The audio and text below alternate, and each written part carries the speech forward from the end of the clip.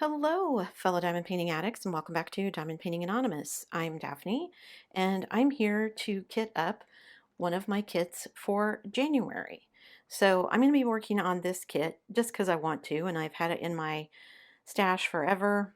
Sorry, my collection forever. I think I bought this in 2021, so it's been around quite a while, but I absolutely love this color scheme, so I'm going to get it kitted up today.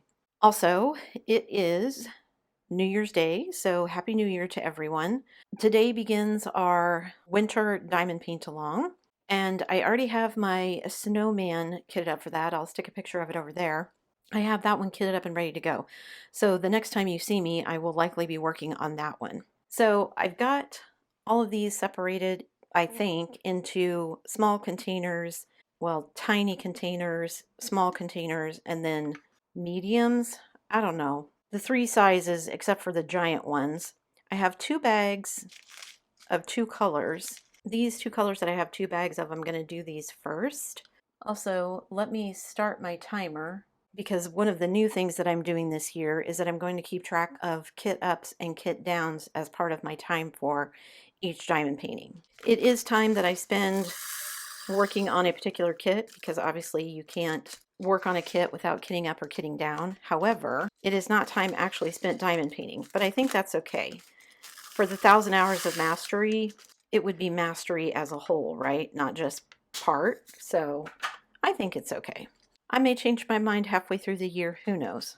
Also, I did share that I am going to be tracking my collection because I want to decrease the size of it by not only how many square centimeters are in each kit and thus what I complete, but also by number of kits because some people still want to know that. And then I'm also going to keep track of number of drills. I actually kept track of number of drills for the last couple of years. I just didn't really talk about what I was doing. And I always have to check and see if this is, it's not 669 there. No, it's 699. There we go. It always confuses me. All of these over here in this pile are ones that should fit in these tiny containers. That's what I'm assuming anyway. And I don't have them in any particular order. I'm just gonna try to go with the flow. I may go back and organize them by color after this, but honestly, I diamond paint by symbol anyway, so it doesn't really matter what order they're in. I put them in DMC order because that makes them easier when I'm kitting down because everything's in numerical order in my spare drill stash. It just makes them easier if I can go through by number, but it doesn't have to be that way. Trying to embrace the chaos, I guess, a little this year. Okay, it sounded like a drill flew out of there. I'm going to assume not because I don't see one anywhere. And I'm not going to say anything about static yet because I don't want to jinx myself. When I do them in DMC order, it does also make it easier to go back and go through all of my ABs and pull out the ones that I want because those are also in numerical order, but I'll figure it out. It'll be okay. Once I get them all transferred over to the new storage and see what I want to do. I was actually looking at some different storage options I could buy. I was thinking about getting like a spice rack or a paint rack, something made to hold paint bottles, that sort of thing, to hold all of my bottles for the special drills that I bought. However, I don't think any of the ones that I can find are going to have enough room because I'm already, my 4-drawer art dot that I'm putting them in, I've already filled up 2 drawers and I'm not even through all the squares and I have more rounds. I think the biggest one I found has space for 60, but I think I'm already beyond that, honestly. So even if I bought 2, I think I would run out of space. Can I just say how happy I am that that's all the 310 in this kit? That's probably one of the things that appealed to me was that there wasn't very much 310. And I did go through and pull extra of the tiny sizes here because fairly sure I'm going to need them. I've got an extra Elizabeth Ward tray. I have the extra kits or the extra containers that I bought eons ago on Amazon. We're going to be taking a trip into a bigger city over the weekend, so maybe I'll be able to find some of this stuff if they have a craft store.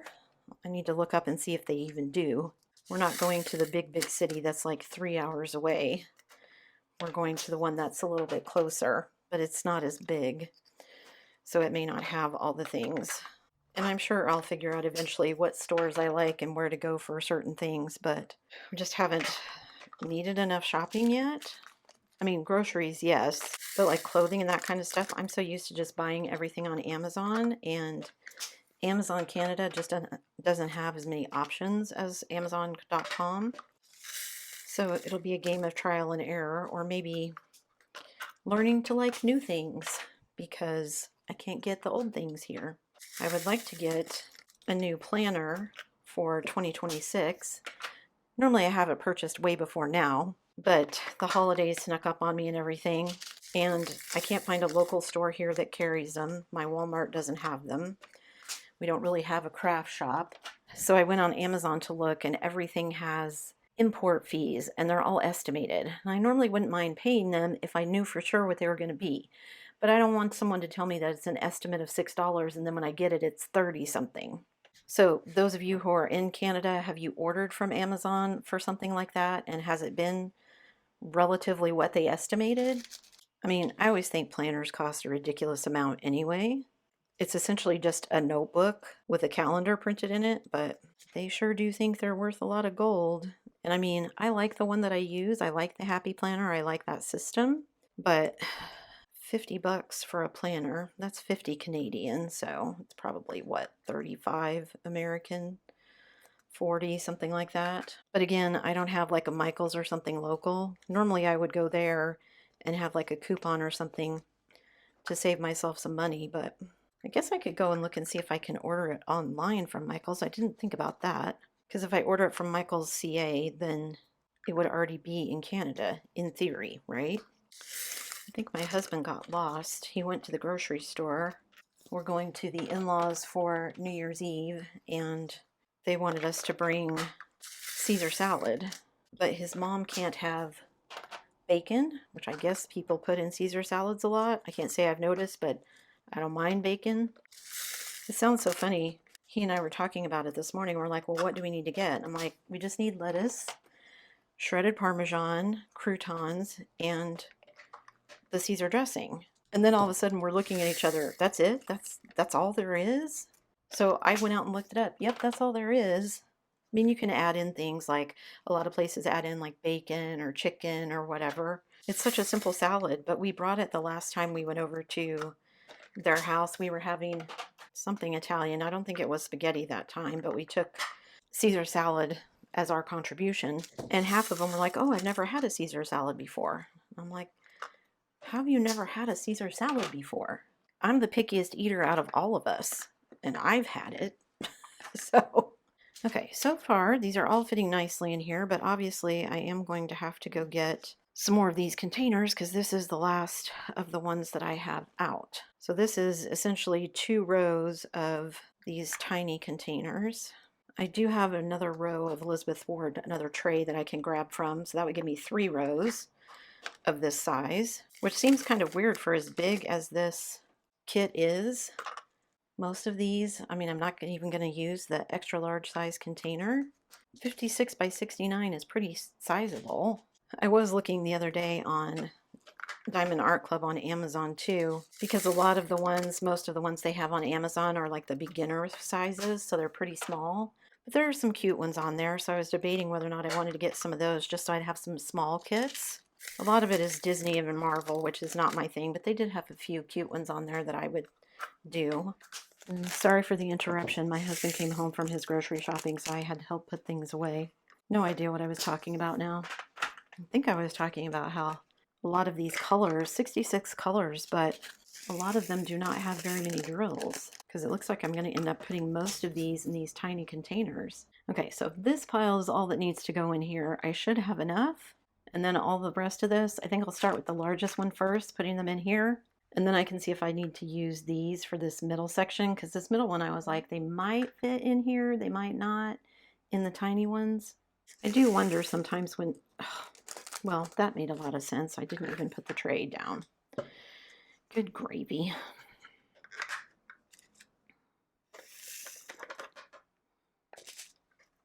Okay, there, that's better. It doesn't make a lot of sense to me sometimes. I do these kits and you get little amounts of drills like this, and then when you actually do the kit, you need like 2 drills of that color. And I'm like, really? I needed that many drills and Only, why not just get rid of that color and make it a different surrounding color? Which honestly is sometimes what I do if I can't be bothered just to pull out that color for one drill in an area. Because in a big diamond painting, nobody's ever going to be able to tell. Plus, I'm just lazy sometimes. Pulling out a whole container just to fish out one drill, which I will do sometimes, but not all the time. There are just days, when you're like, I just don't have time for that today. Also, I heard the other day, hubby was watching something on CNET, which is the electronics people. He loves to hear about all the new gadgets and gizmos that are coming out. They were talking about, it was actually a video on tech that went away in 2025, which was kind of interesting because I'm pretty vocal about my dislike of the Internet of Things. And I will admit to being slightly hypocritical about some things. I read books on my Kindle, but I basically use Kindle Unlimited, which means I'm just renting the books to read them and then I return them. I have the option to purchase them, but I usually don't because honestly, I read a lot of trashy romance novels and I'm never going to reread them, so there's no need for me to do that. But, there are horror stories out there about people who bought things and then when they go back to go reread it, it suddenly disappeared, whether on purpose or through some kind of fault or whatever. Anyway, this lady that was doing the tech that died, she had a Google Nest, which she had to refresh my memory because I remember hearing about it, but I didn't know what it was. It is a thermostat for your house that supposedly learns your settings and what you prefer and then helps you to regulate the heating and cooling in your home to save you money.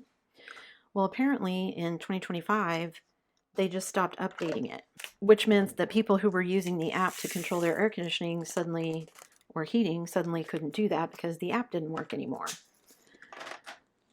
And Google didn't offer anybody a refund or a coupon or anything. You had to spend $150 to buy a new Nest, which she said she did, but my response was, why? Why would you do that? So they can make that app obsolete in another couple of years and cost you another $150?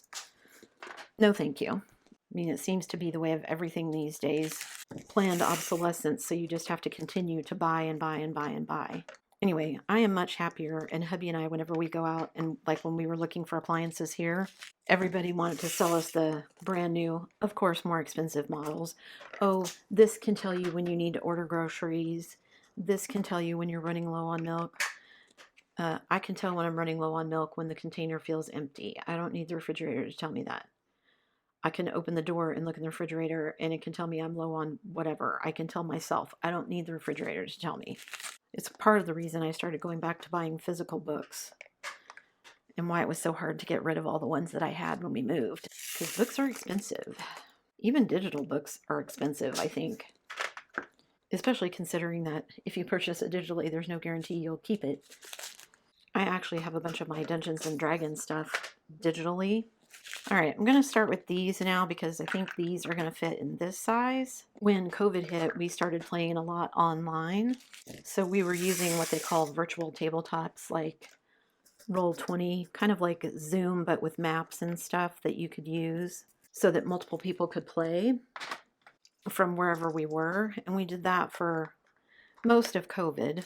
And we did it for quite a while even after because it was easier to get together online. So in bad weather, nobody had to leave their house, all that kind of stuff. So it was much easier. But of course, even though I owned the physical books, I had to purchase all of the information and everything again from the whatever tabletop browser, whatever we were using.